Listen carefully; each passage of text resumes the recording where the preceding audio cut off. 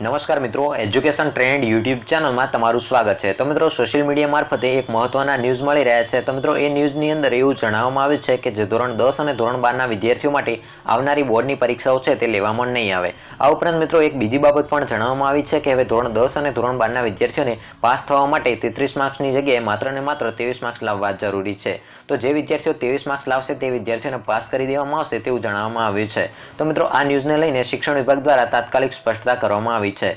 તો મિત્રો, આ ન્યૂઝ સાચા છે કે ખોટા એ તમામ માહિતી આજના વિડીયોમાં જોઈશું। પરંતુ મિત્રો, વિડીયોની શરૂઆત કરતા પહેલા તમને એક નમ્ર વિનંતી છે કે જો તમે આપણી આ ચેનલ પર નવા છો તો ચેનલને સબસ્ક્રાઇબ કરી અને બાજુમાં જે બેલ આઇકન આપેલું છે તેને દબાવી દો, જેથી કરીને મિત્રો આવનારી કોઈ પણ તમારા લગતી માહિતી હોય તો તમને સૌથી પ્રથમ મળી શકે। અને મિત્રો, ચેનલને સબસ્ક્રાઇબ કરવું બિલકુલ ફ્રી છે, તો તમે અત્યારે જ ચેનલને સબસ્ક્રાઇબ કરી શકો છો। તો મિત્રો, જોઈએ બોર્ડની પરીક્ષા માટેના મહત્વના ન્યૂઝ।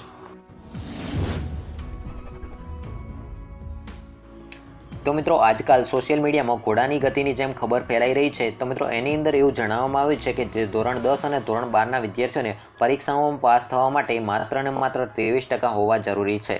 તો મિત્રો, આવી ખબરો છે એ અવારનવાર આવતી રહેતી હોય છે, પરંતુ અમુક ખબરો મિત્રો એટલી વાયરલ થઈ જાય છે કે જે ફેક હોવા છતાં આપણને સાચી લાગવા માંડે છે।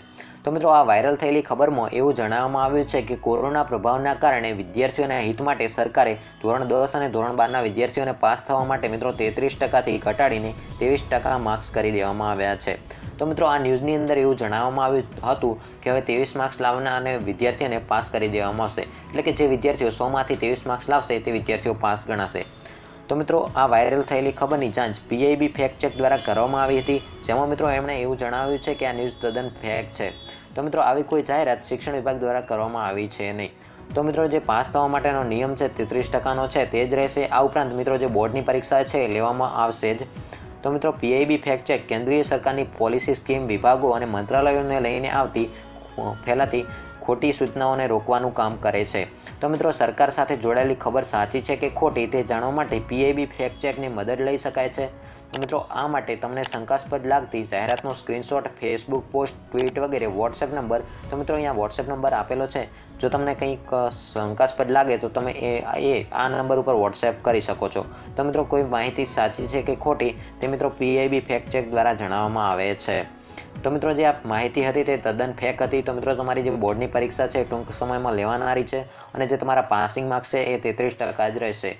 તો મિત્રો, આજનો આ વિડીયો ગમે હોય તો વિડીયોને લાઇક કરી દેજો અને આપણી આ ચેનલ સાથે ના જોડાયા હોય તો ચેનલને સબસ્ક્રાઈબ કરી લેજો, જેથી કરીને મિત્રો આવી કોઈ પણ માહિતી હોય તો તમે સૌથી પ્રથમ જાણી શકો। તો મિત્રો, આ વિડીયોને તમારા મિત્રો સુધી વોટ્સએપ ગ્રુપ અને ફેસબુક ગ્રુપની અંદર જરૂરથી શેર કરજો, જેથી કરીને એ મિત્રોને પણ સાચી માહિતીની જાણ થઈ શકે। તો મિત્રો, ફરી મળીશું નવા વિડીયોમાં। જય હિન્દ, જય ભારત।